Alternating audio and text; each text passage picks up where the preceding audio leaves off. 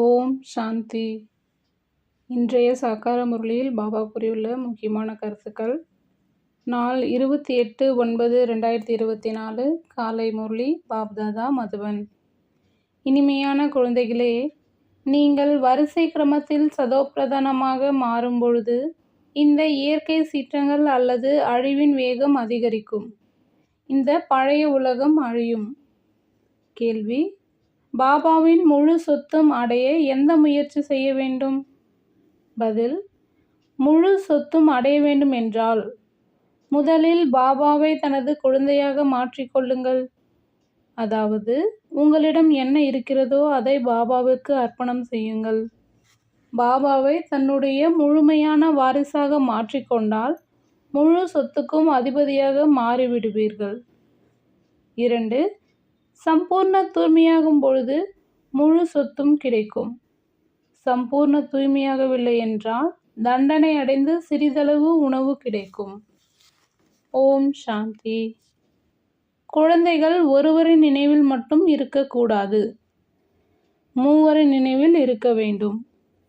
சிவபாபா ஒருவர்தான், ஆனால் அவரே தந்தையாகவும் ஆசிரியராகவும் சத்குருவாகவும் இருக்கின்றார் என நீங்கள் அறிகிறீர்கள்.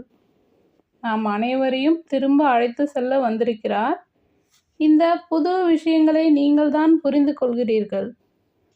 பக்தியை கற்பிப்பவர்கள், சாஸ்திரங்களை கற்றுத்தருபவர்கள் அனைவரும் மனிதர்களே என குழந்தைகளுக்கு தெரியும். இவரை மனிதன் என்று கூற முடியாதல்லவா? சிவபாபா நிராகாரர். நிராகார ஆத்மாக்களை படிக்க வைக்கின்றார். ஆத்மா சரீரத்தின் மூலமாக கேட்கின்றது. இந்த ஞானம் புத்தியில் இருக்க வேண்டும். இப்பொழுது நீங்கள் எல்லையற்ற தந்தையின் நினைவில் இருக்கின்றீர்கள். ஆன்மீக குழந்தைகளே, என்னை நினைவு செய்தால் பாவங்கள் நீங்கும் என எல்லையற்ற தந்தை கூறியிருக்கின்றார். இங்கே சாஸ்திரங்கள் போன்ற எந்த விஷயமும் கிடையாது. பாபா நமக்கு ராஜயோகத்தை கற்பித்து கொண்டிருக்கின்றார் என அறிகிறீர்கள். எவ்வளவு பெரிய டீச்சர்! உயர்ந்ததிலும் உயர்ந்தவர். எனவே உயர்ந்ததிலும் உயர்ந்த பதவியை அடைய வைக்கின்றார். நீங்கள் வரிசை கிரமத்தில் சதோப்பிரதானமாக மாறும்போது சண்டைகள் ஏற்படும். அதாவது ஆத்மா தூய்மையாகும் போது இயற்கையின் சீற்றங்களும் நடக்கும். நிச்சயம் நினைக்கவும் வேண்டும். அனைத்து ஞானமும் புத்தியில் இருக்க வேண்டும். புருஷோத்தம சங்கம யுகத்தில் ஒரு முறை மட்டுமே வந்து தந்தை புதிய உலகத்திற்காக படிக்க வைக்கின்றார். சிறிய குழந்தைகள் கூட தந்தையை நினைக்கின்றார்கள். நீங்கள் புத்திசாலிகள். தந்தையை நினைவு செய்வதால் விக்கர்மங்கள் அழியும். தந்தையிடமிருந்து உயர்ந்த பதவி பெறுவோம் என்பதை புரிந்து கொள்கிறீர்கள். பாபா சொல்றாரு, இந்த லட்சுமி நாராயணன் புது உலகத்தில் பதவியை அடைந்தனர் என்றால் சிவபாபாவிடமிருந்து தான் அடைந்தனர் என அறிகிறீர்கள். இந்த லட்சுமி நாராயணன் தான் 84 பிறவிகளின் சக்கரத்தில் சுழன்று பிரம்மா சரஸ்வதி ஆகியிருக்கின்றனர். இவர்களே பிறகு லட்சுமி நாராயணன் ஆகிறார்கள். இப்போது முயற்சி செய்து கொண்டு இருக்கிறார்கள். சிருஷ்டியின் முதல் இடை கடையை பற்றிய ஞானம் உங்களுக்கு இருக்கிறது. இப்பொழுது தேவதைகளுக்கு முன்பு குருட்டு நம்பிக்கையோடு தலைவணங்க மாட்டீர்கள். அதாவது பாபாவை முழுமையாக தெரிஞ்சுக்கிட்டவங்க யாரும் தேவதைகளுக்கு முன்பு போய் மண்டிட்டு வேண்டிக்க மாட்டாங்க அப்படின்னு சொல்கிறாரு. மனிதர்கள் தேவதைகளுக்கு முன்பு சென்று தன்னை பதீதமானவர்கள் என்று நிரூபிக்கிறார்கள். தாங்கள் சர்வ குணங்களும் நிறைந்தவர், நாங்கள் பாவி விகாரி, எங்களுக்குள் எந்த குணங்களும் இல்லை என கூறுகிறார்கள். நீங்கள் யாருடைய மகிமையை பாடினீர்களோ அவர்களாகவே இப்போது மாறுகிறீர்கள். பாபா, இந்த சாஸ்திரங்களை எப்போதிலிருந்து படிக்க ஆரம்பித்தோம் என கேட்கின்றீர்கள். எப்போது ராவணராஜ்யம் ஆரம்பமாகியதோ அப்போதிலிருந்து என பாபா கூறுகின்றார். இது அனைத்தும் பக்தியின் விஷயமாகும். நீங்கள் இங்கே அமரும்போது இந்த ஞானம் அனைத்தும் புத்தியில் தாரணையாக வேண்டும். இந்த சமஸ்காரத்தை ஆத்மா எடுத்து செல்கின்றது. பக்தியின் சமஸ்காரத்தை எடுத்து செல்வதில்லை. பக்தியின் சமஸ்காரம் உடையவர்கள் பழைய உலகத்தில் மனிதர்களிடம்தான் பிறப்பார்கள். இது நிச்சயமாகும். குழந்தைகளாகிய உங்களின் புத்தியில் இந்த ஞான சக்கரம் சுழல வேண்டும். மேலும் தந்தையை நினைக்க வேண்டும். பாபா நமக்கு தந்தையாகவும் இருக்கிறார். பாபாவை நினைத்தால் விக்ரமங்கள் அழியும். பாபா நமது ஆசிரியராகவும் இருக்கின்றார் என்றால் புத்தியில் படித்தவை நினைவில் வர வேண்டும். மேலும் சிருஷ்டி சக்கரத்தின் ஞானமும் புத்தியில் இருந்தால் நீங்கள் சக்கரவர்த்தி ராஜா ஆகலாம். ஓம் சாந்தி. பக்தி மற்றும் ஞானம். பாபாவிற்கு ஞானக்கடல் என்று பெயர். பக்தி எப்பொழுது ஆரம்பித்தது, எப்பொழுது முடிவடைகின்றது என பக்தியை பற்றி அனைத்தும் அவருக்கு தெரியும். மனிதர்களுக்கு இது தெரியாது. பாபா தான் வந்து புரிய வைக்கின்றார். சத்தியுகத்தில் நீங்கள் தேவி தேவதைகளாக உலகத்திற்கே அதிபதியாக இருந்தீர்கள். அங்கே பக்தியின் பெயர் கிடையாது. ஒரு கோவிலும் இல்லை. அனைவரும் தேவி தேவதைகளாக இருந்தனர். பிறகு உலகம் பாதி பழையதாகியதும், அதாவது 2700 வருடங்கள் முடிவடைந்து திரேதா மற்றும் துவாபர யுகத்தின் சங்கமம் நடக்கும்போது ராவணன் வருகின்றான். நிச்சயம் சங்கமம் வேண்டும். திரேதா மற்றும் துவாபர யுகத்தின் சங்கமத்தில் ராவணன் வரும்பொழுது தேவி தேவதைகள் வாம மார்க்கத்தில் விழுகின்றார்கள். பாபா சொல்றார், இது உங்களை தவிர வேறு யாருக்கும் தெரியாது. பாபா கலியுகத்தின் முடிவு சத்யுகத்தின் ஆரம்பமாகிய சங்கம யுகத்தில் வருகின்றார். ராவணன் திரேதா மற்றும் துவாபர யுகத்தின் சங்கமத்தில் வருகின்றான். இந்த சங்கமத்திற்கு நன்மை நடக்கும் நேரம் என்று கூற முடியாது. அதாவது பாபா சொல்றாரு, திரேதா மற்றும் துவாபர யுகத்தின் சங்கமத்தில் ராவணன் வரும்பொழுது அது தீமை விளைவிக்கும் நேரம் என்றே கூறலாம். பாபாவின் பெயரே நன்மை செய்யக்கூடியவர். துவாபர யுகத்தில் இருந்தே தீமை நடக்கக்கூடிய நேரமும் ஆரம்பமாகியது. பாபா சைத்தன்ய விதை வடிவமாக இருக்கின்றார். அவருக்கு முழு மரத்தை பற்றிய ஞானம் இருக்கின்றது. அந்த விதை கூட சைத்தன்யமாக இருந்தால் தனக்குள் இருந்து மரம் எப்படி வருகிறது என்பதை புரிய வைக்கலாம். ஆனால் ஜடமாக இருப்பதால் சொல்ல முடியாது. விதை விதைப்பதனால் முதலில் சிறிய மரம் வருகின்றது என நாம் புரிந்து கொள்ள முடியும்.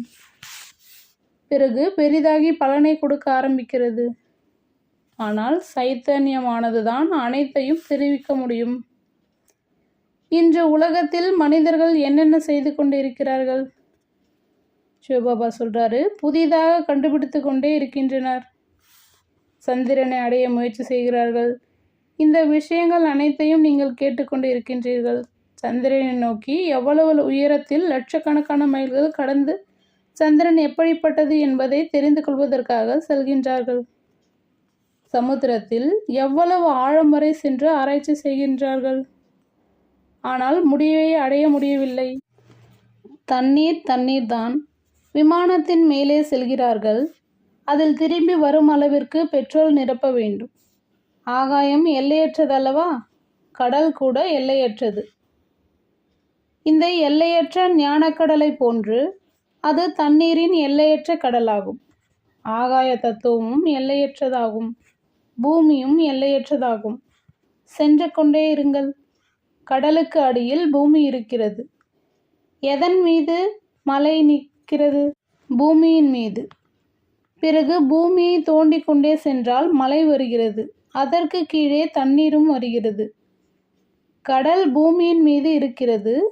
எவ்வளவு தூரம் பூமி இருக்கிறது என்பதற்கு முடிவு கிடையாது. பரம்பிதா பரமாத்மா எல்லையற்ற தந்தையை முடிவற்றவர் என்று கூற மாட்டோம். மனிதர்கள் ஈஸ்வரன் முடிவற்றவர், மாயாவும் முடிவற்றது என கூறுகிறார்கள். ஆனால் ஈஸ்வரனை அந்தமில்லாதவர் என கூற முடியாது. மற்றபடி இந்த ஆகாயம் முடிவற்றது. இந்த தத்துவங்கள் ஆகாயம், காற்று, இந்த 5 தத்துவங்களும் தமோ பிரதானமாக மாறி இருக்கிறது. ஆத்மா தமோ பிரதானமாக இருக்கிறது. தந்தை சதோ பிரதானமாக மாற்றுகிறார். எவ்வளவு சிறிய ஆத்மா 84 பிறவிகளை எடுக்கிறது. இந்த சக்கரம் சுழன்று கொண்டே இருக்கிறது. இது அனாதி நாடகமாகும். இதற்கு முடிவு கிடையாது. இது பரம்பரையாக சென்று கொண்டே இருக்கிறது. எப்போதிலிருந்து ஆரம்பமாகியது என்று கூறினால் பிறகு முடிவும் இருக்கும். எப்போதிலிருந்து புதிய உலகம் ஆரம்பமாகியது, பிறகு பழையதாகிறது. இந்த 5000 வருடத்தின் சக்கரம் சுழன்று கொண்டே இருக்கிறது என்பதையெல்லாம் புரிய வைக்க வேண்டும். பாபா சொல்றாரு, இப்போது நீங்கள் புரிந்து கொண்டீர்கள். அவர்கள் பொய் கூறிவிட்டனர். அதாவது சத்யுகத்தின் ஆயுள் இவ்வளவு வருடங்கள் என்று எழுதப்பட்டிருக்கிறது. மனிதர்கள் அவற்றை கேட்டு உண்மை என நினைக்கிறார்கள். பகவான் எப்போது வந்து தனது அறிமுகத்தை கொடுக்கின்றான் என்பது தெரியாது. நீங்கள் புரிய வைக்காத வரை தெரியாத காரணத்தால் கலியுகத்தின் ஆயுள் 40,000 வருடங்கள் இன்னும் இருக்கிறது என கூறுகின்றனர்.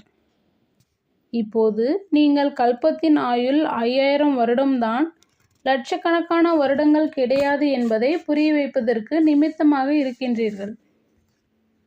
பாபா சொல்றாரு, பக்தி மார்க்கத்தில் எவ்வளவு பொருட்கள் இருக்கிறது. மனிதர்களுக்கு பணம் கிடைக்கிறது. பிறகு செலவு செய்கிறார்கள்.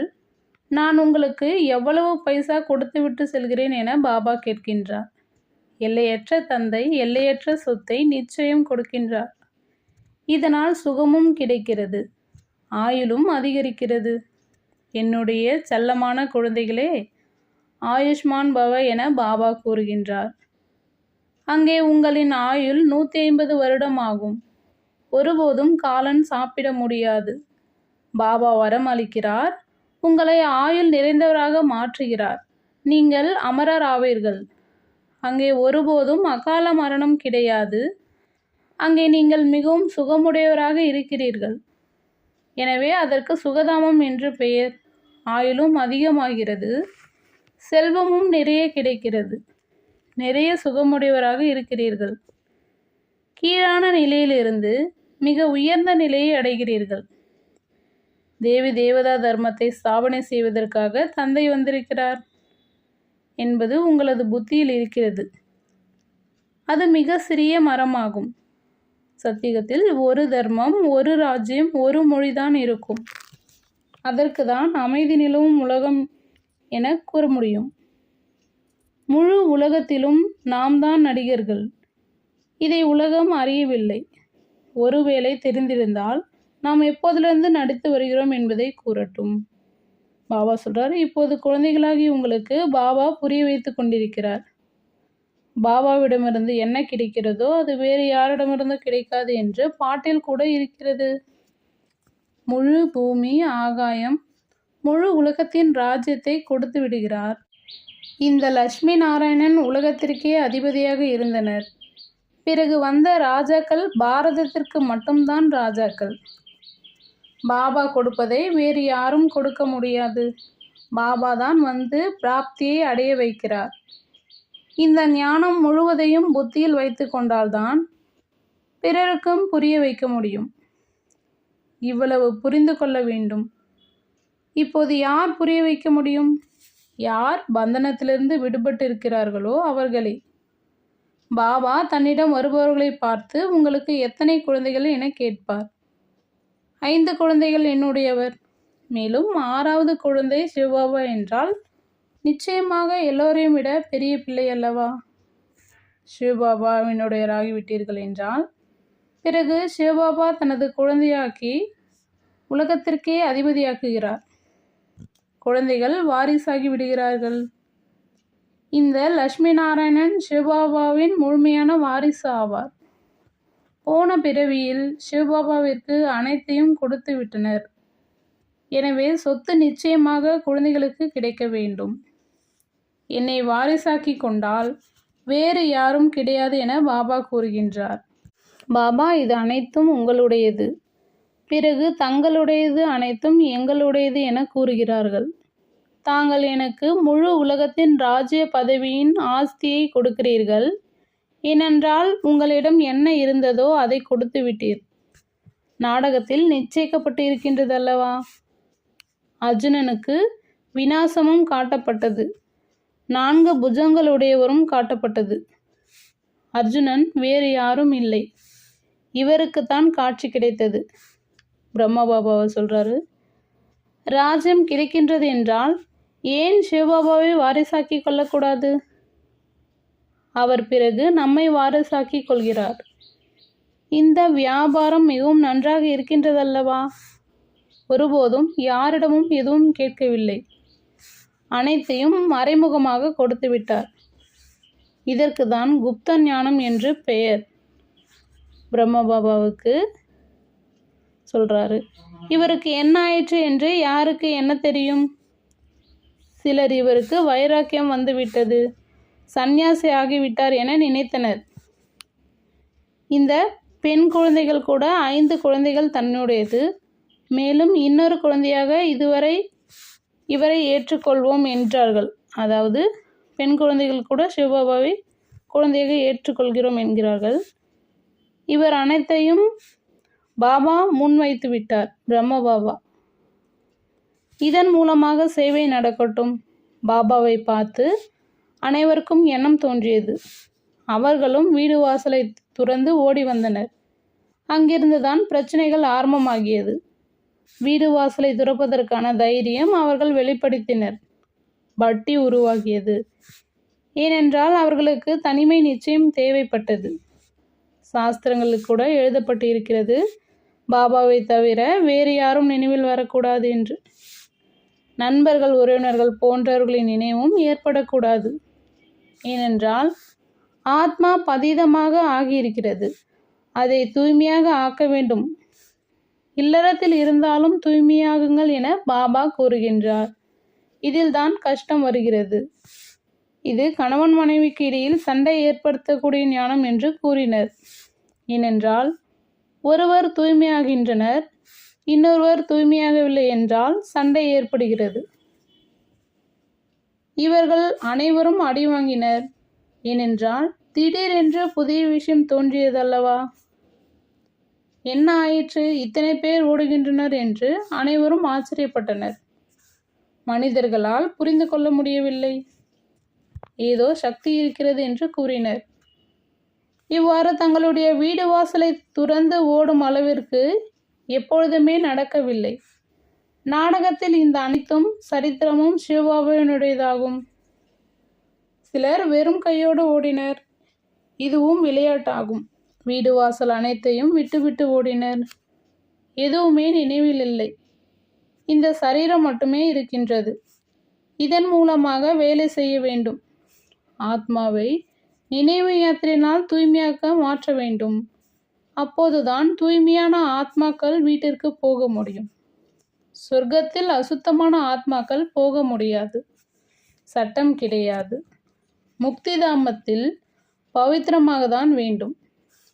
தூய்மையாக மாறுவதில் எவ்வளவு தடைகள் ஏற்படுகின்றது. முன்பு ஏதாவது சத்சங்கத்திற்கு போக வேண்டும் என்றால் தடைகள் கிடையாது. எங்கு வேண்டுமானாலும் சென்றனர்.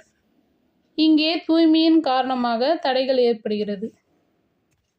தூய்மையாகாமல் வீட்டிற்கு போக முடியாது என புரிந்து கொள்கின்றனர். தர்மராஜ் மூலமாக தண்டனைகள் அடைய வேண்டியிருக்கும். பிறகு சிறிது உணவு கிடைக்கும். தண்டனை அடையவில்லை என்றால் நல்ல பதவி கிடைக்கும். இது புரிந்து கொள்ள வேண்டிய விஷயமாகும்.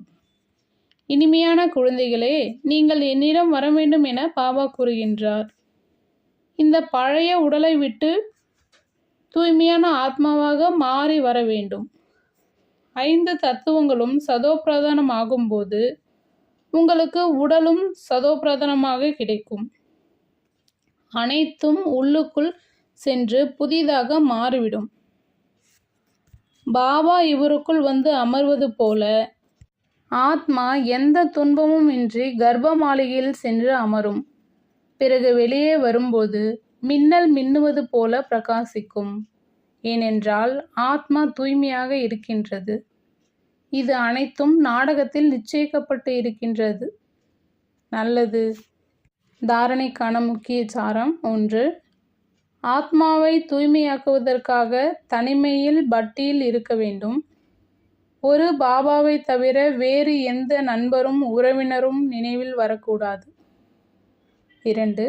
புத்தியில் முழு ஞானத்தையும் வைத்து பந்தனத்திலிருந்து விடுபட்டு மற்றவர்களுக்கு சேவை செய்ய வேண்டும். பாபாவிடம் உண்மையான வியாபாரம் செய்ய வேண்டும். பாபா அனைத்தையும் குப்தமாக செய்தது போல குப்தமாக தானம் செய்ய வேண்டும். வரதானம்: மாயையின் பயங்கர ரூபத்தின் விளையாட்டை சாட்சியாகி பார்க்கக்கூடிய மாயையை வென்றவர் ஆகுக. மாயையை வரவேற்கக்கூடியவர்கள் அதனுடைய பயங்கரமான ரூபத்தை பார்த்து பயப்பட மாட்டார்கள். சாட்சியாகி விளையாட்டை பார்ப்பதினால் மகிழ்ச்சி ஏற்படுகிறது. ஏனெனில் மாயை வெளியில் சிங்கம் போல் உருவம் கொண்டிருக்கிறது. ஆனால் அதற்கு சக்தியோ பூனை அளவு கூட இல்லை. நீங்கள் தான் என்ன செய்வேன், எப்படி நடக்கும் என்று பயப்பட்டு அதை பெரிதாக ஆக்கிவிடுகிறீர்கள். ஆனால் என்ன நடந்து கொண்டிருக்கின்றதோ அது நல்லதுதான் நடந்து கொண்டிருக்கிறது. மேலும் என்ன நடக்கப் போகிறதோ அது இன்னும் நல்லதே நடக்கப் போகிறது என்ற பாடத்தை நினைவில் வைத்திடுங்கள். சாட்சியாகி விளையாட்டை பார்த்தீர்கள் என்றால் மாயையை வென்றவர் ஆகிவிடுவீர்கள். ஸ்லோகன்: யார் சகிப்புத்தன்மை உடையவர்களோ அவர்கள் பிறருடைய கருத்து மற்றும் சுபாவத்தை பார்த்து பொறாமை கொள்ள மாட்டார்கள். வீணான விஷயங்களை ஒரு காதால் கேட்டு மற்றொன்றால் வெளிவிடுவார்கள்.